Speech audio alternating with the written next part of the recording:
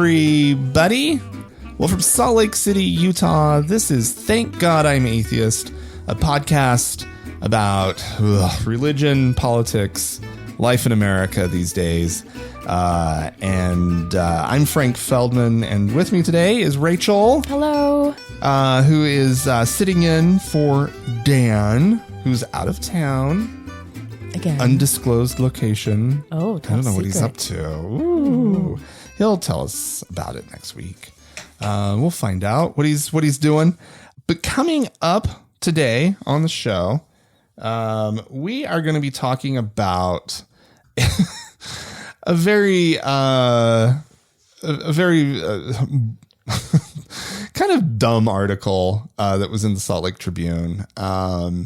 It's 7 pretty boring reasons Americans give for leaving religion. I don't think any of these are going to be that shocking to any of you, dear listeners. But we kind of have a little bit of a take on it that we'll get to. And again, that's on the second half of the show. First, we have some news of the week, things that happened, things we want to talk about, including the fact that the Pope has announced, and we've talked about this guy before, Carlos Acutis. He's the first digital era saint. But the Pope has announced an actual canonization mass date, which will be April 27th of 2025 for those of you who mark your calendar. Eagerly waiting. Yeah. Rachel, what's exciting about this is Carlos Acutis will be the first millennial saint. Oh, finally my generation is represented. Your people are getting we are holy. Your very own saint. Yay. Carlos passed away in 2006, the age of 15. Jesus. And what happened to him? He had leukemia. What was his miracle? You know, we covered that on the show a few months ago. They actually talked about the miracles. I think they're healing miracles, like because he gets a lot of people going to his tomb in Assisi. He draws a steady stream of pilgrims. So I think it's been other teenagers who've been sort of cured of leukemia type thing. Right. Those were the miracles, if I remember correctly. But what he did in life and what caught people's attention is that at the young age of 15, he designed a website to catalog miracles. Well, isn't that great? Yeah. And he took care of some websites for some local Catholic organizations. And when he passed away, I don't know why people started praying to him in some sort of like intercessionary sort of way, but they did. Okay. And he got some miracles and attributed to him. And now, very, very, very exciting. This has been in the works for a few years. He's going to become a saint. That's amazing. Isn't that? I'm so happy for them. I mean, I bet it comes as no small comfort to his Catholic parents. Yeah, right. Like that has to be nice. But this whole like saint thing, it used to be quite the process to become a saint. It used to take a long time. Like people were not canonized in like within 20 years of them passing. Oh, that was just not a thing. Like that just did not happen. Like it took a long time. I remember when Padre Pio was canonized. Why I remember that? So when I was on my mission, in Italy, my Mormon mission in Italy, Padre Pio was everywhere. There were all these pictures of this old, like, priest looking guy. And he always had, like, his pictures, there was always like his hands were bandaged. Okay. Because he had like stigmata. He sawed off his fingers. No, he had stigmata. Okay. Well, yeah, he probably had like some sort of accident with a drill and was just like, wow, how can I take advantage of this moment? Right. And so he wrapped up his hands and was like, hey, stigmata, everyone. I don't know. I don't know how it all happened. The thing about stigmata is like, you you could just do that to yourself and then be like, look, yeah. right? Like there's nothing that says, they never like prove that it just popped up, right? Like proves that it. Like that you didn't just stab yourself in the hands and be like, look at this. Yeah. Oh yeah. And like, after like, all you have to do is just keep your hands bandaged. That's true. Also, I can't unwrap it because it's a wound. Get a little bit of blood from somewhere. Yeah. Go to the butcher. Yeah. And get some blood and just like put little dots. Right. And wrap it up. Wrap it up. And then you're like, hey, everybody, look at my Make me a saint. Yeah. I'm Padre Pio. But I mean, that took decades for Padre Pio to become a saint. Okay. And I remember that it was like a big deal, like how quick it happened. Boy, modern times, people become saints so rushing quickly. into the sainthood. Yeah. Like, I think it used to be like sometimes hundreds of years before somebody would be canonized. Well, that's just too long. I mean, you want your like relatives to see the day. this is like a consolation prize. Yeah. For their good works in life, and then their loved ones can go, oh, they got their recognition. Women can be canonized, right? Oh, totally. Okay, good. Yeah. There's tons of female saints. Okay. I mean, they have to, I'm sure there's some sort of sexist criteria. Sure. You know, like I'm sure it's a lot more like caretaking and healings and whatnot. Nurse and yeah. nuns. It's not going to be like, you're not going to have a female patron saint of the automobile. Right. Is there a male one? Mm-hmm. Oh, yeah. I forget his name, but wow. Is it Saint Christopher? Oh my God. I think Saint Christopher is the patron saint of travelers. Oh. I'm making this stuff up. I might be right. Oh. I might be right, but you had me fooled. Catholics, former Catholics out there, let me know. Am I right? All right. What you I got, believed Rachel? you. Okay. Well, Texas, our second least favorite place in the world. What's our first? Florida. Of course. Okay. Texas is growing on me, but not after this. So, okay, Texas, in a very Texas maneuver, their Board of Education has approved Bible-infused curriculum for elementary schools. Oh, Jesus. Jesus. Yeah. So the Texas Board of Education is a Republican-controlled body. Surprise. This passed by 8-7 vote, so barely. Oh, wow. Barely passed. Something like this polarizing. Mm-hmm. Barely passed. They're obviously taking it as like a huge win for Christianity. They argue that the Bible is a core feature of American history and its teachings will enrich lessons. Oh, yeah. But like, obviously, people who are critics of it are like, well, what about the people who aren't Christians? And are you going to teach other religions? No, they're not. Just the Bible. And so the good thing is the schools are not required to do that was it. going to be my question. The bad thing is they'll get extra funding if they do teach Bible studies. Fuck them. I know. Extra funding? How do you turn that down as like a public school? Well, I mean, how much extra funding? I don't know. Enough to like It doesn't say. But make these educators compromise their principles, or I don't know. It would be hard if you were a public educator. It would be a difficult choice. I don't personally, I don't see how that would be that difficult of a choice. You don't bring it into your schools and you just keep getting by. Like if it's extra money over what they're currently getting and they're currently surviving, like just keep on surviving. This is a lawsuit, right? I would assume so. I hope so.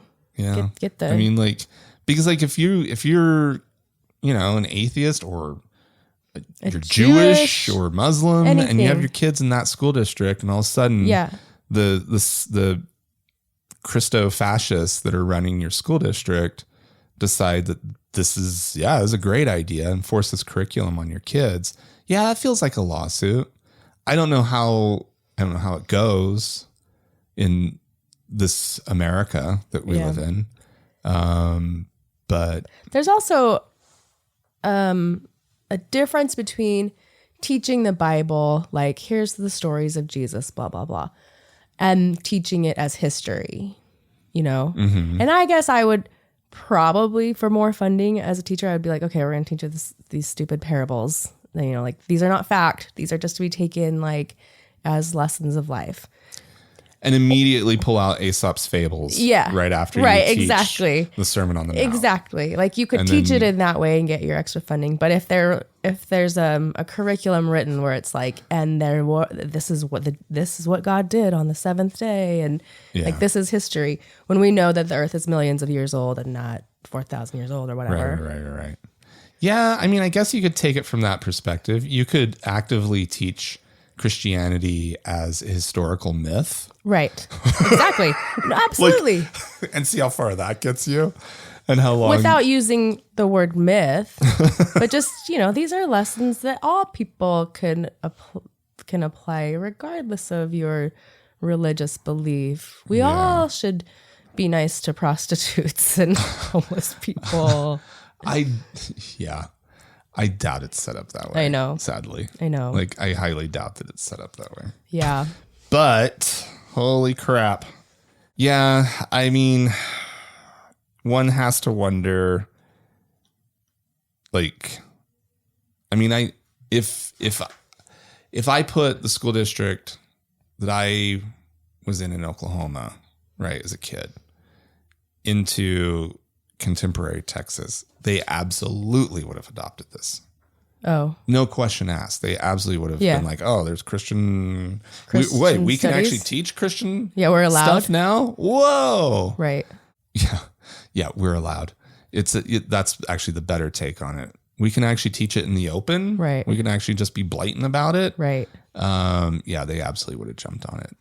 And so it's like, I know that there are plenty of places in Texas that are just going to do it. Right. And it's going to fucking suck. Yeah, like boy, I would not want to be raising kids in Texas. No kidding. Right now. All right. Well, Rachel, I sort of floated this story before the show, and you hadn't heard about part of it, and so I'm gonna fill you and any listeners that weren't listening last week when we talked about how in Iran there have been a lot of protests against mandatory the laws that require women to wear hijabs, right? Which is the scarf head covering that is common in Islam and in Islamic countries and whatnot. So it's required in Islam or in Iran for women to wear this. Women have been protesting it, and there was a case of a woman who stripped down. She stripped down to her underwear at a protest, or in protest of wearing a hijab, and she was arrested. Yeah, and I don't even want to know almost what happened next. She was put in a psychiatric hospital. Oh, okay. Which they announced. The story that we covered last week was the Iranian government announcing that they were opening a psychiatric hospital for women who refuse to wear hijabs. Oh, that's the diagnosis. You must be insane. You must be crazy for not wanting to have to wear this thing that is completely unnecessary. But anyway, and that's sort of where the story was left last week, is that this is what's happening. Well, we have a little bit of an update. The woman in question, her name is Ahu Dariai. She's been released from the hospital. Okay. Apparently, the authorities are claiming that no charges have been filed against her in the judicial system, basically for reasons of insanity. Okay. I'll take it. I'll take it. I don't know why you're like, I'll take it. Sure. Well, what cool. could have happened to her in my mind was not that. Yeah. Well, I mean, so the reports that we apparently about this care that they're receiving is like forced medication. Yeah. I'm sure it's not great. It's really, really awful stuff. And then, just being deemed officially mentally, she's unstable unwell or crazy or whatever their official designation is. Let's see. This is from an Iranian official. Considering that the person was unwell and sent to the hospital, and it was confirmed that she is ill, she is now with her family. Yeah, wonderful. I'm pro deeming women crazy rather than beating and torturing and raping them. Fuck. Okay. Wow. That's not. You didn't think I would take not. This I thought this was going to be pure outrage. I want women to not have to wear hijabs. Yeah. But. Okay. Well, let me float this one in front of you. Okay. Because it's the thing I've been resisting both times now that the story has come up, which is she crazy? Like, she stripped down, like I'm not going to blame any victims here, right? Right. But like, because I mean, like, I also think that stripping down, that's one hell of a good protest. Right. Right. Like, I don't think she's crazy. She made a good point. Yeah. If she's crazy, yeah, she might, like, I can see how you would do that at the protest. Yeah. Because again, she got international attention for this. Yeah. And it has continued to draw attention to the issue of why does the Iranian state force women to wear a hijab? Yeah. Right? Like, they haven't previously cared about bad optics, though. No. The Iranian government? Right. No. So it's not like focusing attention on the issue should be someone's motivation. Oh, I see what yeah. But like, oh yeah. Her being they're like, not going I'm to going bend to international will. Exactly. Right. Yeah. She did do what you said, but that's not going to change anything. Yeah. At least not. But imagine like being in her perspective, like in her shoes and the perspective of, we need to fight this thing. Yeah. And we need to stand up to this government. We need to get in, like, it's a desperate situation. Yeah. Right. Like, the Iranian government has been really cracking down. Yeah.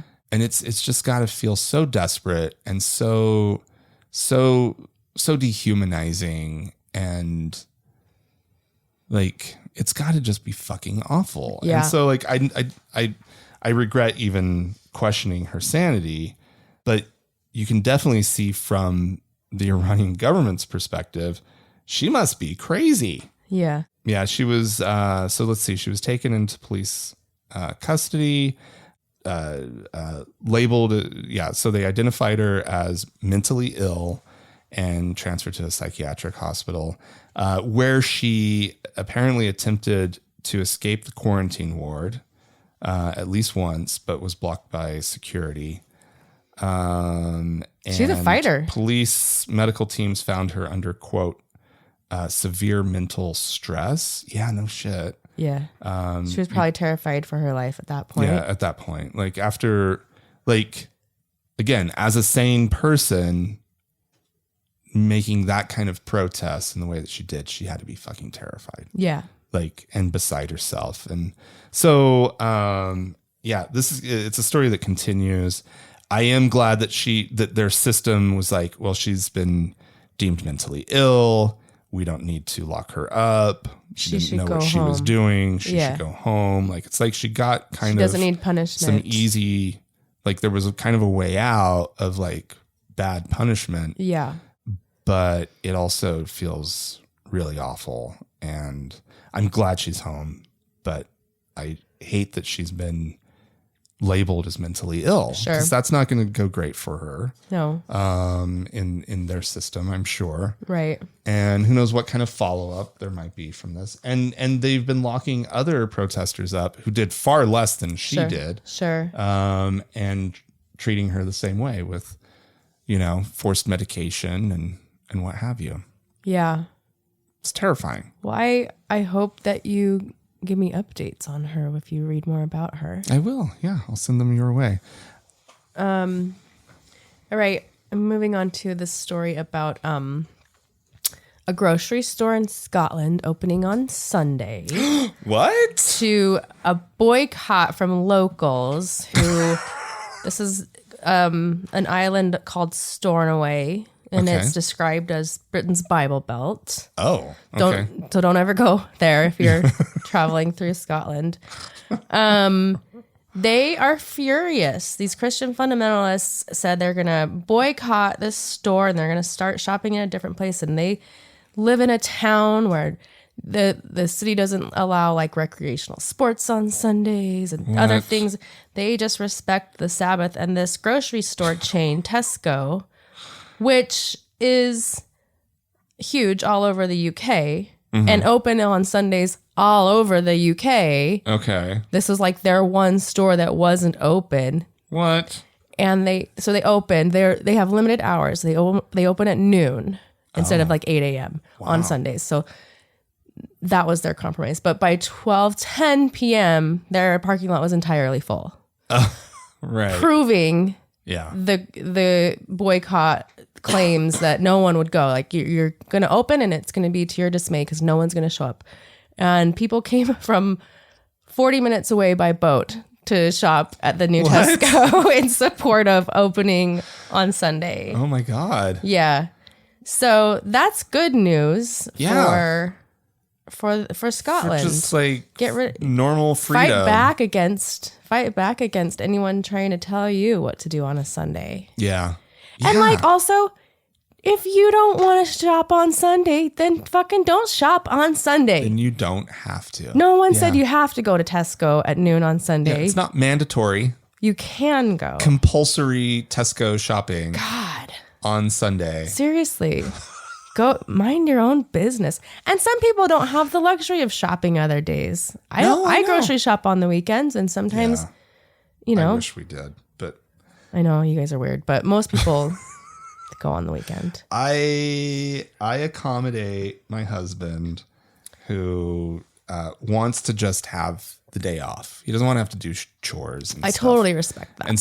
And I get the argument. He's not trying to get Harmons to close on Sunday though. No. Because he's not an asshole. And also, like, shopping on Sundays is kind of it's a shit day to go to the store. It's Is busy, right? Isn't it busy on Well, Sundays? it's less busy than Saturday, which is why I go Sunday. Oh, okay. But Monday evening at No 7 one's there. p.m., Yeah. nobody's there. And that's usually about when we go. Yeah. And so, and it's odd. It's odd to go grocery shopping on a Monday and do your whole week's shopping and whatnot. But that's what we do.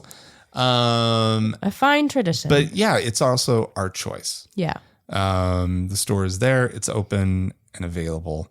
I mean, we live in Salt Lake where there are a lot of businesses that are closed on Sunday. Closed. Places that you want to go. Right.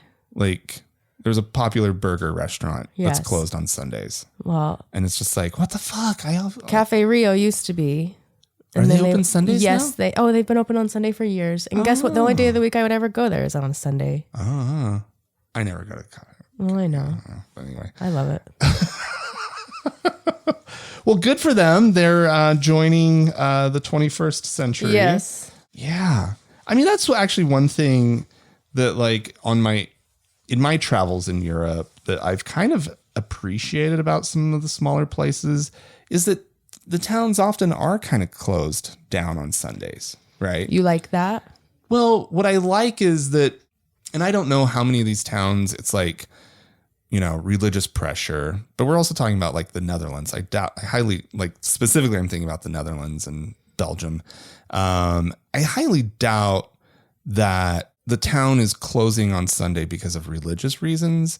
I think it's just cultural, right? Mm-hmm. And or they have really limited hours on Sunday for the grocery store, and you're like, and so I kind of step back, and I actually like the idea of like a community having like a day off, right? There's something nice about just knowing that like your employer probably isn't going to require you to work on Sunday.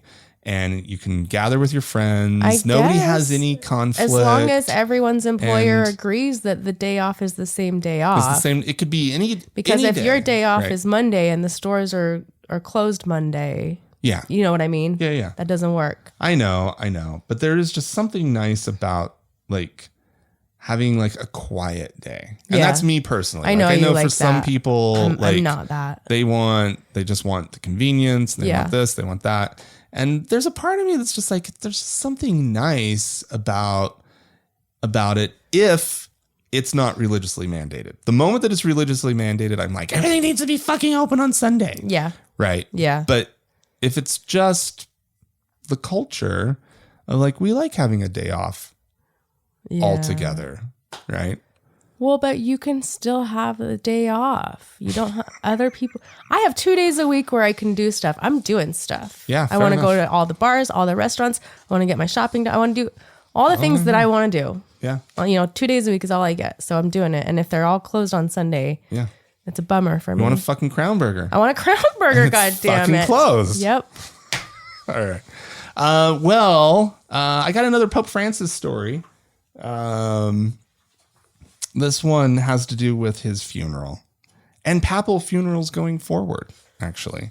I guess he's after Benedict's funeral, Pope Benedict. Was it a disaster? No, it was grand. Oh, okay. It was grandiose. Oh, okay. Right. Essentially, it was the funeral for a high-powered head of state with all the trappings of just like the Queen of England. Just like laying in state in the St. Peter's Basilica. Lines down miles long to see the body. Yeah, that kind of stuff. And it's not just sort of the fact that they're maintaining the tradition of the people being able to come and walk past the casket, right, and sort of have their moment of saying goodbye to the Pope. But they are no longer going to be building a temporary grand stand that the casket is put on. Okay. Right. It's just going to be sort of out there. People can walk by. Other things that they're cutting back on. Apparently there's like, they're going to be using simpler language during the funeral rites. And they're going to skip all of the like ridiculous titles. Good. The Pope used to have all these grandiose titles because like the Pope also before like, the 20th century, there were the papal states. The Pope had actual like political and legal authority over like regions of Italy. Okay. Where there were all these little towns and whatnot that were under the Pope's control. And so at the end of the day, he's just the Pope. That's all people need to know is that he's the Pope. We don't care whatever. That's all he is now. The titles don't matter. But there was a lot of sort of this like head of state, and he is head of the Vatican state. But there was like just this grandiosity to it that Francis is very uncomfortable with. He prefers sort of the idea of the Pope being sort of a priest. This is all very on brand for him. Oh yeah. This reform is totally his style. Yeah. That he's a pastor. That he's of the people.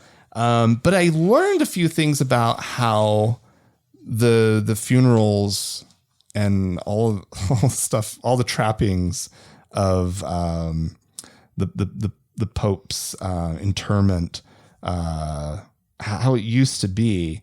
Apparently, there was a tradition of putting the Pope's coffin in another coffin in another matryoshka coffin. Yeah. So one of the coffins was made of cypress. The next one was lead, and the next one was elm. Oh, how beautiful! Isn't that just a beautiful tradition? Apparently, though, this was all part of the ceremony, and so they would put the Pope's coffin into the next coffin and the next coffin as part of like the big thing. So it took a while. Okay. Right. There was all this like action. Francis says no more. It's just going to be a simple pine box, wood and zinc. Those are the only two materials that are going to be allowed. Good. I guess I'm not sure if they were required, if popes were required to be entombed at St. Peter's Basilica, but it was definitely the tradition. Francis does not want to be he's going to be buried there. O'Reilly's pub. Where's he going to go? Well, another basilica. A different basilica. Okay. Just not St. Peter's. He loves St. Mary Major, that basilica in Rome. It's one of the main 7 pilgrimage basilicas in Rome. It's about 2 miles away from St. Peter's. Oh, okay. And apparently, even before he was Pope, he had the tradition of he would always visit St. Mary Major whenever he came to Rome, and he still does go there, and specifically there's one painting of Mary that he just loves, and he goes. I think this visits it. That's where that's where he wants to be buried. Absolutely, great, I love this. He gets to pick whatever he's doing. But yeah, he's just trying to bring everything in line with sort of his idea of sort of being in line with sort of Jesus, his idea of Jesus. Yeah, which he says that the Pope's life and death should uphold the values of poverty and humility exemplified by Jesus. I mean, that is a passing view of Jesus. Christians don't like to think of Jesus as poor and humble generally, especially not American Christians. No. They like the muscle bound, gun toting, gonna fuck you up. White guy Jesus. Yeah. And he's leaning into a very different version. And so, I think those were the things that really stood out to me as far as the big things. Like there's just a lot of simplification where maybe they took 2 days to do something. Now they're taking 1 day. Yeah. And just kind of just streamlining the whole thing. Apparently Benedict had a fairly trimmed down version of a papal funeral. Oh, really? Even compared to like a couple popes prior. Wow. I guess John Paul had done some revisions of the papal funeral procedures, but not enough. Not enough for Pope Francis. He wants this thing lean, and simple. Whoever comes after this guy, oh my God, is going to look like such a dick at his when that guy has a funeral, because it's like they're going to be more grand. Yeah. He's going to they're going to want to bring back. I don't want to follow this guy. Yeah. Now I'm going to look like this entitled asshole. If I wear the Prada slippers, popes before this guy, all the other popes, I'm some asshole now. Yep. Because thanks Francis. Jeez, your humility. It's just ruining it. Why even be Pope? Why be Pope at this point? What did I sign up for? Yeah. I could have lived poorly in my house down the street. Oh, yeah. Cardinals live so poorly. That's true. Anyway. All right. I got a story for you. This is a really funny one. So Switzerland has brought about the first AI-powered confessional booth. What? And the AI in it is Jesus. You go into the confessional booth. There's a screen, and an AI Jesus is there on the other side. A white Jesus, by the way. A very white looking very Jesus. Swiss looking Jesus. Oh, geez. Yeah. That's Euro Jesus. Euro Jesus. So you go in the confessional, you have Jesus on a screen, and you can ask it questions, and it's been trained to give you the correct guidance and replies and such. So people go in and they're like, oh yeah, it was great. I loved it. It wasn't weird at all. Meanwhile, there are other people who are like, that's weird. Like that's a bad idea. We don't like that at all. Yeah. No, like a computer is doing it's not a real confessional, is it? Like, is this a booth? Actually, did you see the video? I watched. So there's a video attached. I mean, to the I know that article. it's set up as a confessional, but like you're not actually going in there to do your confessional. I think you are. Or are you just yes? Yes. You're like, forgive me, Jesus, for I have sinned, and like Forgive me, Father, for I have sinned. St. Peter's theologian, what is this word? Theologian Marco Schmid explained in a statement, in all previous tests, his answers have matched our theological understandings of St. Peter's Chapel. So he's giving them like their advice, their spiritual advice. Okay. I mean, I don't know if It's I don't not know if they're counting as a saying confession. like I sinned today, but why Right. else are you going in the confessional? to talk to Jesus. I guess, well, yeah, I I guess. mean, Now, if the I option's there assume now. this isn't like, you're not just going into a confessional and oops, there's a AI Jesus, right? It Like does- they know what they're getting themselves into. There's right? actually in the video, there was like a disclaimer. So you go in, the screen of Jesus pops up, and then it kind of like has a disclaimer. Jesus is like talking like, this is an AI simulation. Like, Okay. so they know what's happening. Okay. But it doesn't say if there's like another booth next door that has a real priest in it or I would something. assume so. Yeah. Well, I don't know. I they're not actually replacing the priest. This is just a fun little Gimmick. Is it Well, a I gimmick? love it. I love it. I I, think don't think it's- it's a gimmick. I think think it's real. it's they really want Jesus? it to be. Well, their intent is real. Oh, okay. Okay. Like they're not just trying to get tourists to come in and visit sure. fake Jesus. I do love it's pretty bold. It's kind of brash actually to like be like, yeah, we've programmed a Jesus.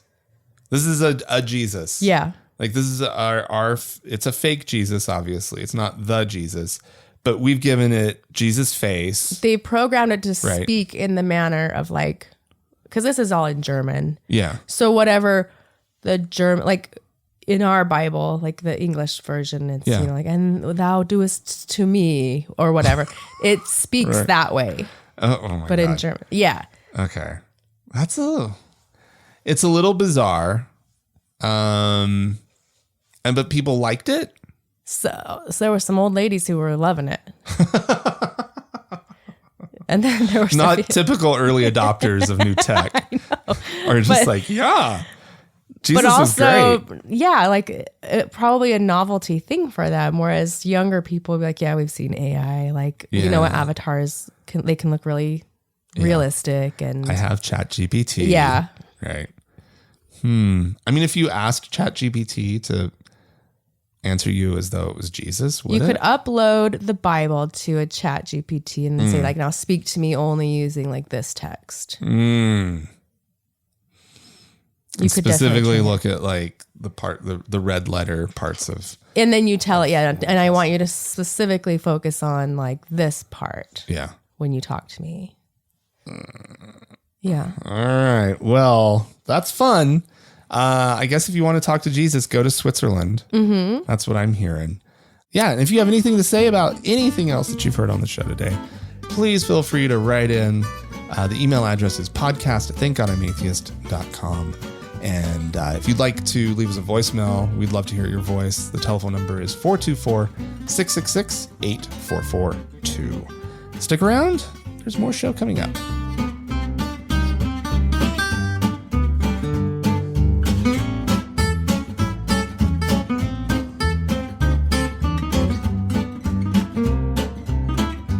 All right, Rachel. Yeah. Typically when this is the part of the show where we would normally do like correspondence and thank new donors and whatnot to the show. I always just like to leave that to when Dan's back.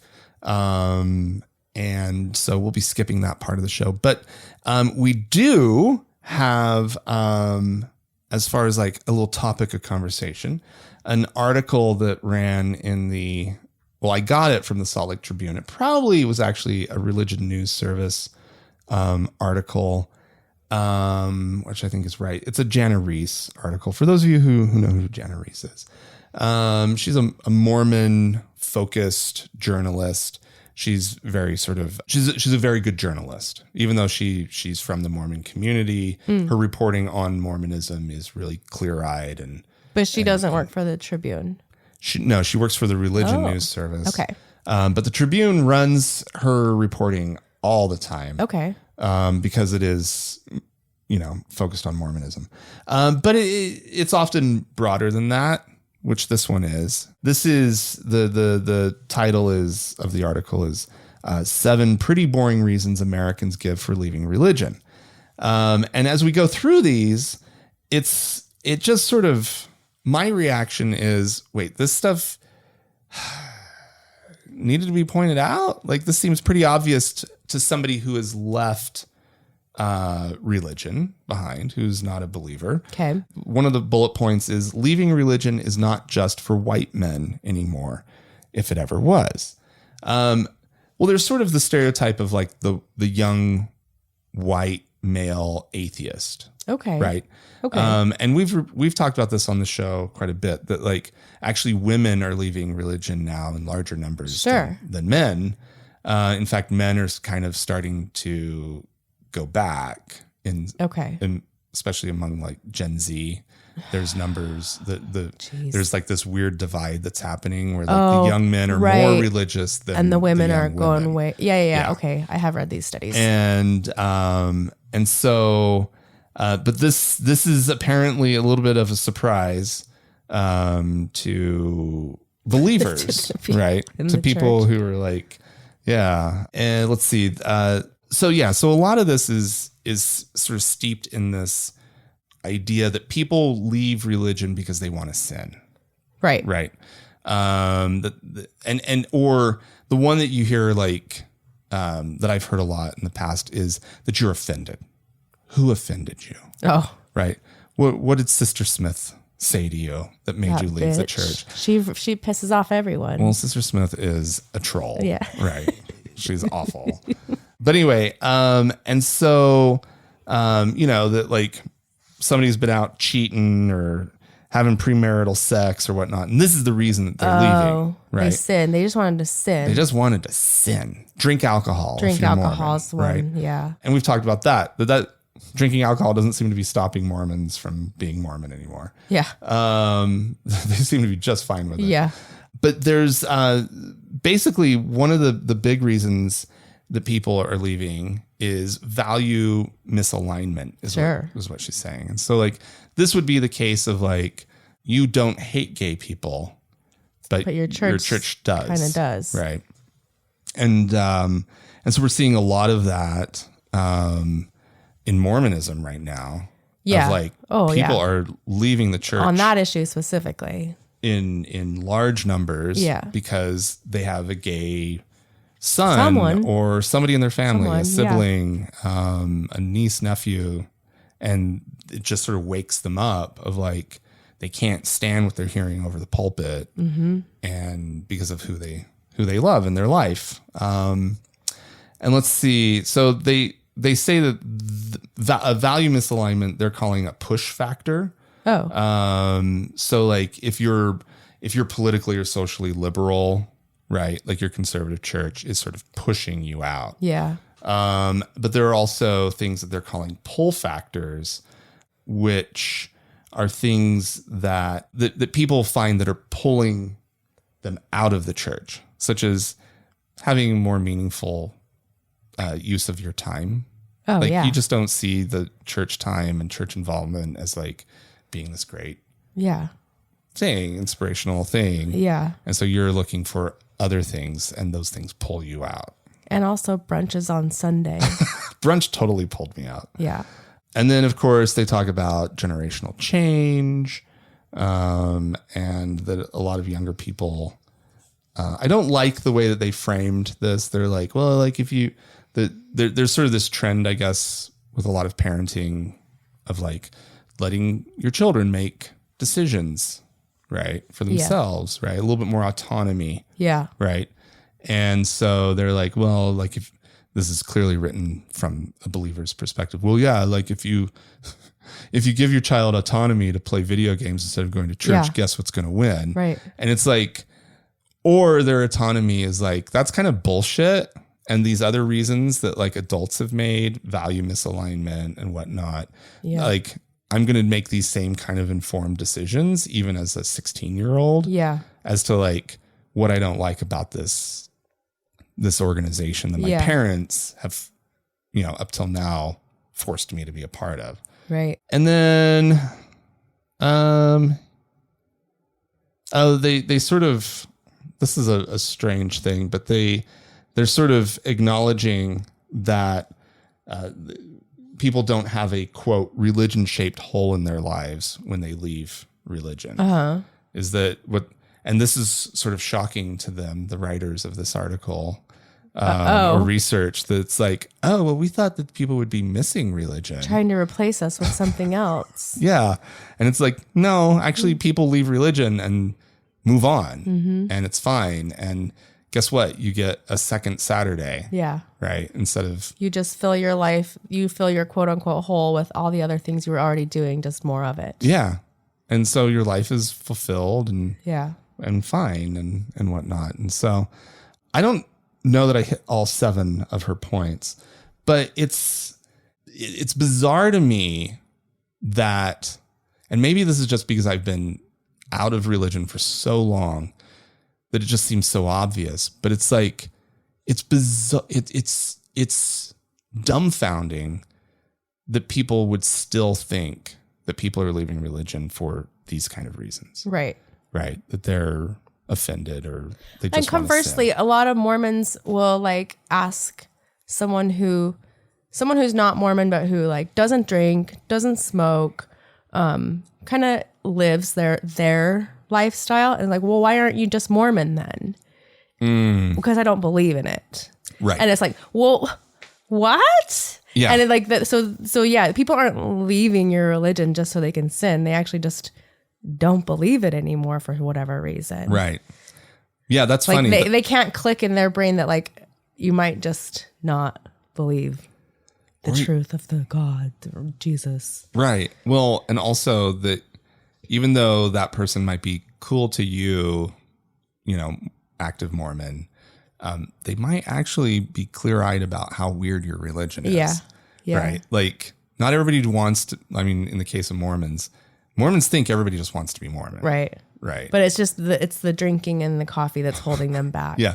Or the devil. Yeah. The devil. And sex. Those are the things holding them back. Otherwise, they would totally go to church every Sunday for 3 hours. It's great. Yeah. Who wouldn't want to do fun. this? Well, it's 2 hours. 2 hours now. And then your calling obligations, your unpaid labor for cleaning the chapel. Yeah. Exactly. That was not a thing when I was a kid. Oh, it wasn't? Did you have to go clean the chapel? Yeah, we would.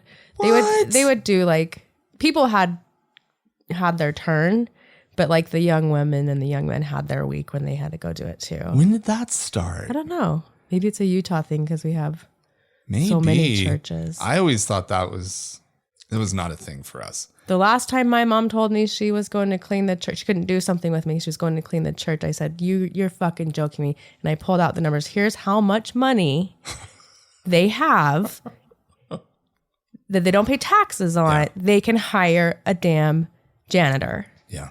You should not go do that. And she still went. Instead of spending time with her daughter. Exactly. See, that's the stuff that like makes me angry. That pisses me off. Yeah. Like, you know, I think back on, growing up with very active Mormon parents who like they skipped family time to go do their church stuff. Such bullshit. And it's just like, the values of this organization are so out of whack and weird but designed to like keep people in. Yeah. Right. Like, I mean, that's all part of like the mind control game of Mormonism, of like, we got to keep you involved and active so you don't stop to ask questions and think for yourself. And whatnot. And so that you also don't go out and find hobbies, idle hands and stuff outside of the church, right? Find community outside of the church. Right. Like God that's forbid. The worst thing that could happen for Mormons. You need to just be a busy little worker bee in the beehive. Oh, yeah. No, it is. I mean, it is an interesting question in the case of like being gay, right? Because like being gay did make me, it misaligned me with the church. Totally. With the church.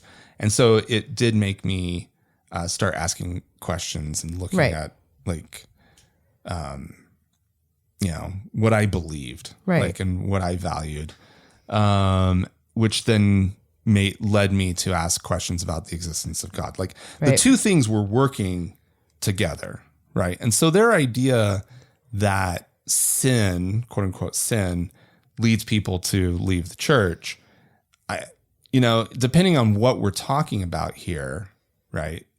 For me, it was identity. Yeah. That's not a sin. They would call that sin. They actually, they don't love same-sex attraction, but they embrace people who experience SSA, right? Are afflicted with. As long as they don't act on it. Right. Right. They have figured out how to separate the being from the doing. Yeah. And so one's not a preferred condition or state. The other one is definitely a sin. So like my just being gay, right? Obviously not a sin from their perspective, but it did lead to the questions, right? Sure. And so and I can only imagine that there are plenty of those kind of scenarios where you don't line up with the organization in sort of a quote unquote sinful way, which leads you to then go, well, this ain't so bad. Yeah. My brother, I don't talk about my brother very, very much on the show. I don't know how much of this I should actually talk about on the show. He once expressed to me sort of, his observation as a teenager when he tried some pot of well, that was no big deal. Right. What else have mom and dad been lying about? Right. Yeah. And so then he went down a road. Oh, he went down a road. Okay.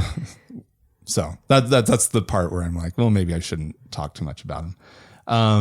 But just you question one thing about Mormonism or probably any faith, and pretty quickly it starts to unravel. Yeah. You just need one thing to kind of spark a question in your mind. Yeah. You just pick that one thread, and it gets pretty. So it compounds quickly. Yeah, you start pulling that little thread. That sweater starts falling apart. You should have just snipped it with scissors. Don't pull on that. Leave it alone. Leave it alone. Doubt your doubts. Doubt your doubts, everyone. Right. Ah. Oh my goodness. Yeah, the believer's perspective on why we leave. Whatever. Yeah. It's not. I don't care what they think. Yeah, not really. But it's shocking what they think. Yeah. And I think that's what caught my attention with this article was just kind of wait, what? Yeah. You're surprised these are surprising at these findings? Things. You feel like this is something worth reporting. Yeah. This deserves being typed up and printed in newspapers. Yeah. All right, fine, whatever. All right. Well, if you have any thoughts on that or anything else that you've heard on the show today, please feel free to write in at podcast@thankgodimatheist.com. Or leaves a voicemail message. The telephone number is 424-666-8442. We do love to hear from you when you call in. And if you'd like to support the show, please go to our website, thankgodimatheist.com/donate.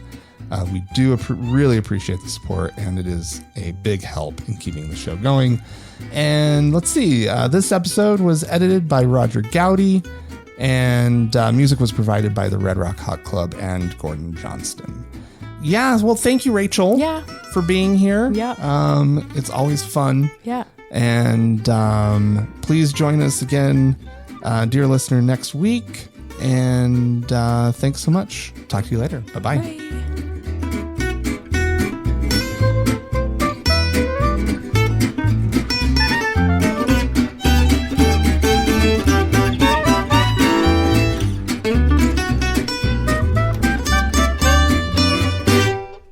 Thank God I'm Atheist is a production of TGIA Media, LLC, copyright 2024, all rights reserved.